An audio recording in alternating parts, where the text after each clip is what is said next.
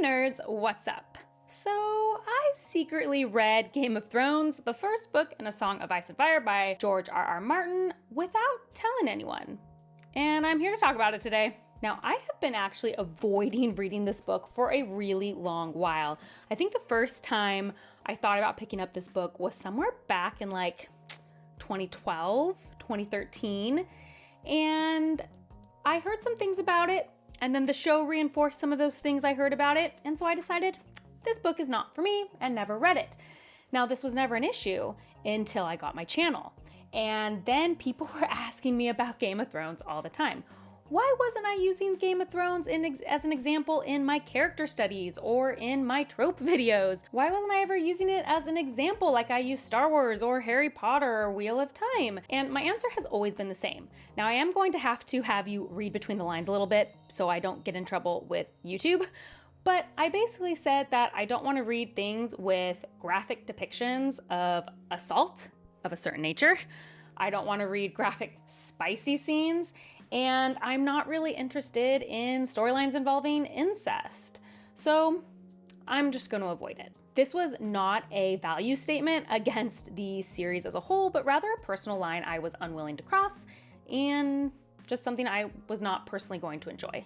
Well, so I've made a couple of good friends through this platform, other content creators, 3 in particular who made it their mission to convince me that the Game of Thrones wasn't exactly what I thought it was.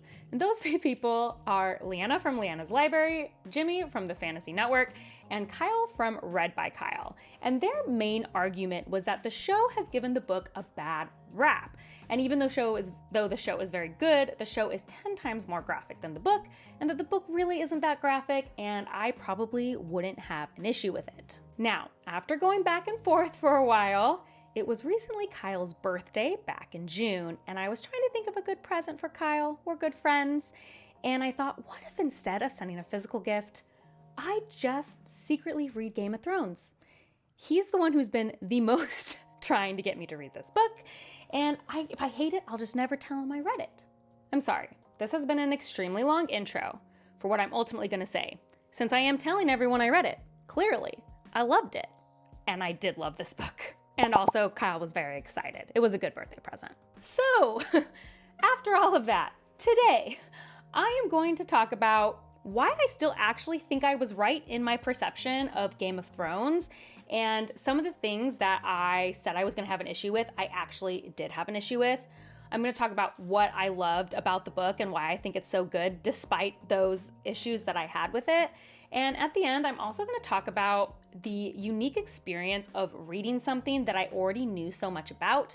I am someone who usually goes into things very blind, but because Game of Thrones was, 1, such a sensation, there was so many things I had heard about it, and 2, because I truly believed I was never going to read it, I never tried to avoid spoilers.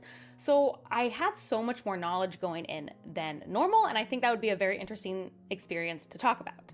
So as a heads up, about 3/4 of this video will be completely non-spoilery. The only section will be the last section talking about expectations and things I knew going in. Will obviously by nature be spoilery, and I will make sure to let you know before we get into that section so you can click off if you want to avoid spoilers. Okay, with all that said, I'll see you after the jump. So let's talk briefly about why I avoided this book for so long and why I still think I was kind of right in saying that. To be clear and to restate, I really, really liked this book. I think sometimes when we talk about these issues, people want it to be all or nothing, black and white, as if I say there is a problem with this book, then I must hate it. Otherwise, if you love the book, you are saying there is no issue. And that's just never been my personality or my style, and it certainly isn't today. I did love this book, and I also feel like there were some issues, so we're gonna talk about them.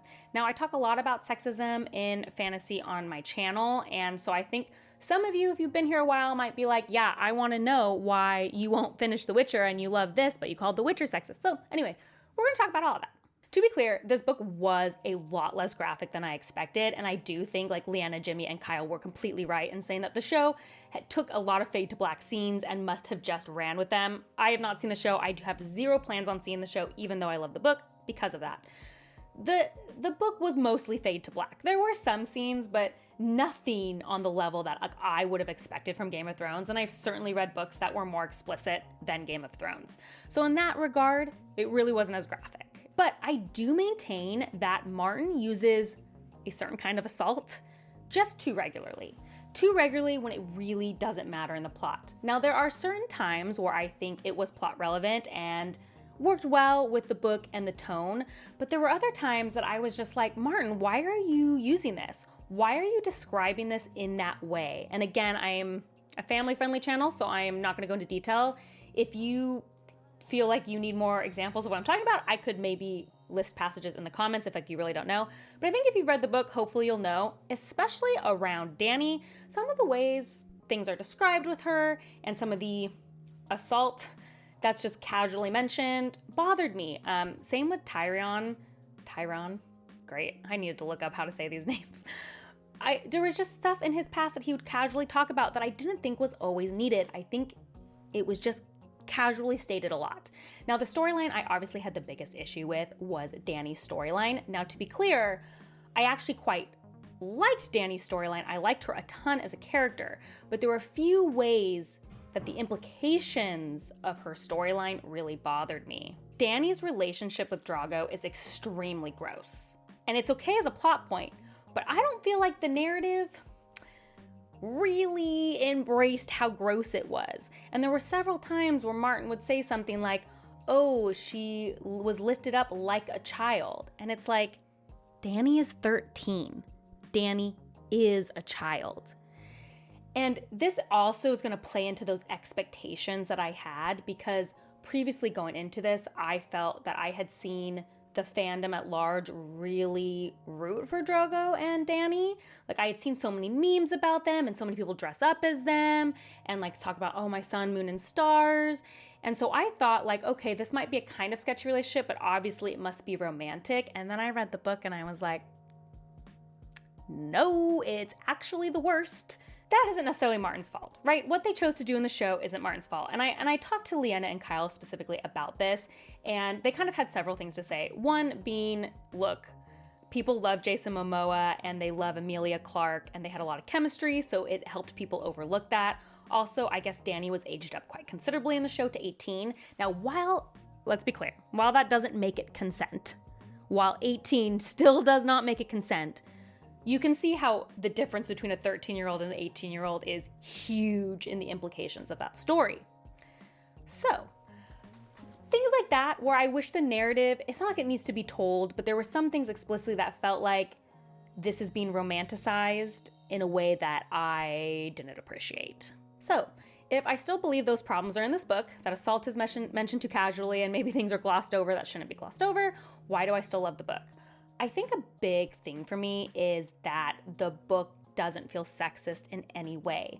Martin writes incredible female characters. I loved them all. They are nuanced. They have tons of agency in their story. They are full-fledged characters with motivations and inner thoughts and moving the world, and are extremely well written. Like, I love Dany as a character. I might not have liked some of the plot points she was involved in or how they were represented, but I did like her as a character.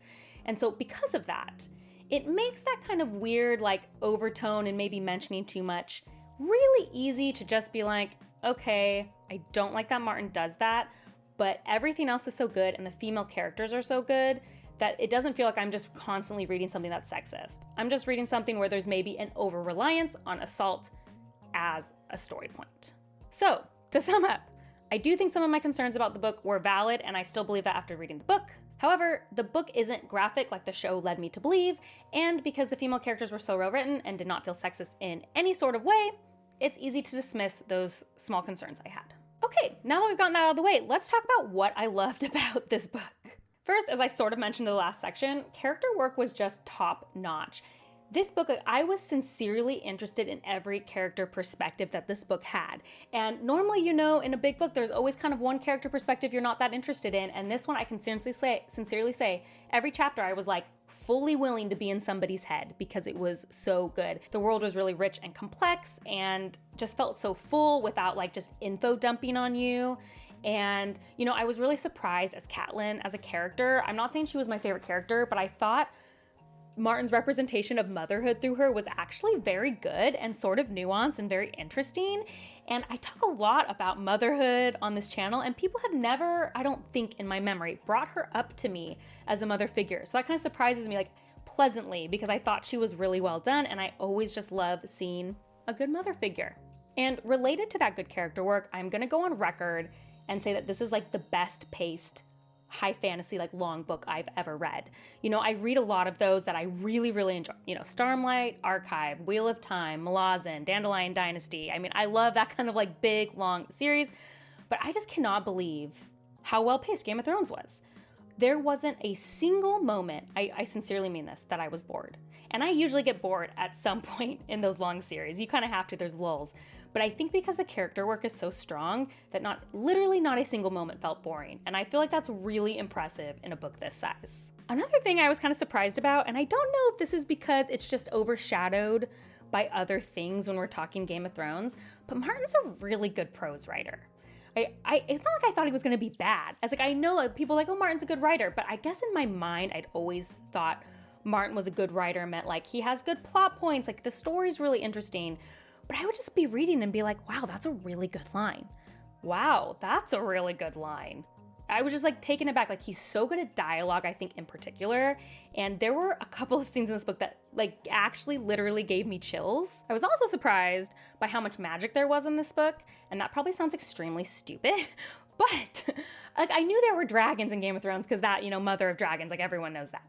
But I was kind of expecting it to be more low magic, like a lot of the grimdark I've read before. And instead it's like portents, magic dreams, prophecy, bringing people back from the dead. Like, it was really magical, and I'm basic and I like magic, so I was very pleasantly surprised by that. Okay, let's see. Everyone wants to know my favorite characters, which is kind of hard because I sincerely liked all the characters.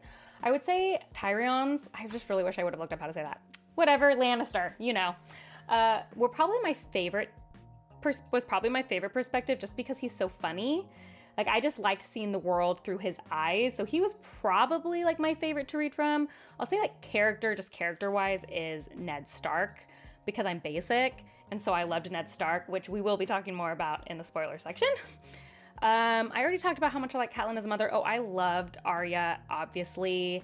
Loved Dany. Jon Snow was a good character. I feel like his chapters were probably like the most boring, if anything was boring, just because like it wasn't like the most interesting as a character yet, but I do like where Jon Snow is going. I like what I've seen so far. I think that's like almost like every character.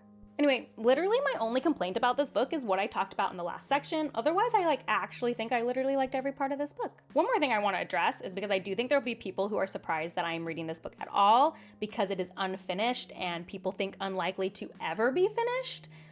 That doesn't bother me at all. I know that's crazy. That has never been a consideration for me on whether or not I was going to read Game of Thrones. I just don't care. I start books all the time before the series are finished. I enjoy reading things as they come out. I'll get over it. Like, I'm sure if I love the other books as much as I love this first one, I will be sad that I might not read the ending, especially because I have no plans to watch the show. And yes, I know the fans don't like how the show ended. But I can't explain it. It just doesn't bother me. I'd rather just enjoy what's here than worry about it ever finishing. And now I want to talk about the interesting experience of reading Game of Thrones when I already knew so much about it. I live on this planet. Everybody was watching Game of Thrones. All my friends were, everyone knew what it was. So I obviously heard things. I knew almost every character name in this book. Now it is funny, I had a lot of things misrepresented, but I knew so much of the words and the names and the locations of this book. And I do think that made a unique reading experience because we all talk about spoilers and I'm usually someone who wants to go in blind to a book. And so I find it super interesting that clearly it did not affect my enjoyment of this book at all since I loved it. Now, this is the section of the video where I will be going into full spoilers. So if you have not watched or read it and this video maybe has convinced you that you should try to read it, I would click off now and come back later because I will be spoiling big events. Okay, so I mentioned before, I knew every character name, but I wasn't always right about their connections or who they were. Like, I knew this was Tyrion, like I knew that's what he looked like, but I guess I didn't know he was a Lannister because I guess I thought all Lannisters had golden hair. So that was kind of a surprise to see that he was related to the Lannisters. I also thought this was Jaime. So I thought seriously it was Jaime. I thought Jaime was a girl's name. And I think I thought Cersei Lannister was a mother. Well, I mean, she is a mother, but I mean, she thought she was the twins' mother because I knew there were twins who were in an incestuous relationship. And I thought it was Jaime and a brother. So like that was wrong, obviously. I knew that was happening. I knew that Bran caught them and got thrown from the tower, and I knew he survived. So like all that stuff I already knew, but for some reason, like actually knowing that was gonna happen did not affect my reading of it at all. I still was like kind of on the edge of my seat about it. Oh, also Jon Snow, because I knew that this was Jon Snow. I thought Jon Snow was gonna be 30. And so when I read the book and it's like, Jon Snow's 14, I was like, excuse me? So in fact, everyone in general is just way younger than I thought, which makes sense because apparently the show aged up a lot of the characters, but that was a big surprise for me. Also, funnily enough, I thought Jon Snow didn't know who his dad was, but knew who his mother was. I thought that was the secret of Game of Thrones. So the fact that like basically paragraph 1, it's like Jon Snow is Ned Stark's bastard. You're like, oh, I guess that's not a secret. It's actually the mom. So again, just like a lot of things I sort of knew but had the details wrong. So and that kind of played the whole thing. It'd be interesting to read characters that I had a perception of based on things I had heard and found out that I was very wrong about them. That was kind of fun. And again, maybe a point for spoilers that it clearly didn't matter that I knew that stuff. Oh, one other thing I knew and was waiting the whole book for, which is ironic, is I knew that at one point Dany goes into a fire and doesn't die and comes out with dragons. I knew that. So I was waiting the whole book for that scene, and it's literally the last scene of the entire book. So I did find that funny. Okay, but there was one thing that my guess is I was spoiled on at some point, but somehow forgot or left my brain. I did not know Ned Stark dies. Can we go on a journey that I went on personally? Because I think that this death scene was almost worse because of what I did know about Game of Thrones. So you have to understand, I know a lot of characters die in Game of Thrones. I know the whole thing about no character is safe in Game of Thrones. Like I knew that and I understood it. The problem is, I just have heard Ned Stark's name so much. Like he's such a famous character. He's one of the names I've heard the most. So in my head, I thought he was at least in 4 to 5 seasons. I thought maybe Ned would die because I know a lot of main characters die, but like he's in several seasons. He's definitely surviving this book. And in fact, I was liking Ned Stark so much. So I know I said I didn't tell anyone I read this book, but when I was about 20% through and keeping it as a surprise for Kyle for his birthday, I did tell Leanna because I was loving it so much and I was bursting at the seams to talk about it with someone. So I was messaging Leanna and I was like, I love Ned Stark, but he's way too good. He's way too like honest for this book. So I'm convinced he's a war criminal. And I kept saying this to her. I'd be like, there's gonna be something in his past. He's a war criminal. We're gonna find it out in a couple books. And meanwhile, she's just there like, not responding. And I kept thinking, oh, she's not responding because she doesn't want to give away that I'm right. So I'm not worried. And I'm reading this book, and then I read Ned's death scene, whereas he's getting beheaded. And I'm like, well, Ned can't die. Ned doesn't die. But this scene isn't really leaving a lot for interpretation either. This isn't one of those like fake out death scenes. So, and I turned to my husband, who hasn't also read or watched, and I was like, someone just died that I'm positive isn't dead, but the scene there wasn't like a lot of interpretation. And he was like, who was it? And I said, Ned Stark. And he's like, how do you not know that Ned Stark dies in season 1? Everyone knows that. I know that. And I'm just like, so Ned died. And then like I kept reading and then I had to take a break. And the next morning I came back to the book and I was like, Ned is dead? So anyway, I was very upset by this. And I guess I'm really glad that I didn't have that spoiled for me because it really did affect me. And it's funny though, because I sincerely think I would have believed Ned was dead faster or been more scared for Ned if he wasn't such a famous character in my head that I thought he survived a long time. I don't know if that makes sense, but it makes sense in my head. So anyway, it did affect me. I have the sads. Ned isn't a war criminal. He is just that honest, but he's also dead. The only other spoiler I'm interested as I continue is Red Wedding. I just heard so much about the Red Wedding, where I guess a bunch of people died. That's my perception. Don't tell me if I'm wrong. I don't want to know. I'm like, everyone dies, but I think there's going to be a lot of weddings in these books is my guess, but I am going to be suspicious of every wedding going forward. So anyway, I don't think spoilers really affected me.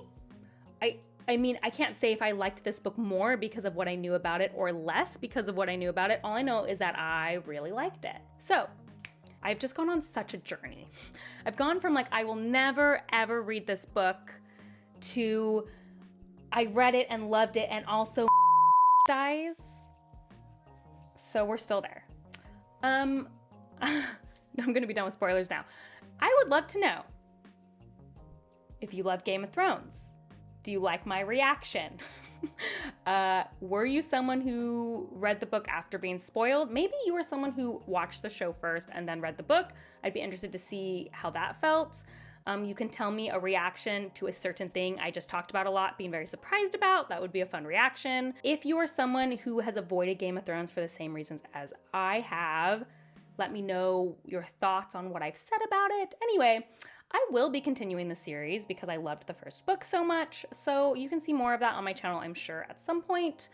And yeah, if you like these kind of videos, please like and subscribe. That is the best way to support me. And if you want to know what I'm currently reading, as well as see other nerdy rants, you can check me out on Instagram at bookborn.reviews. I'll see you next time. Bye.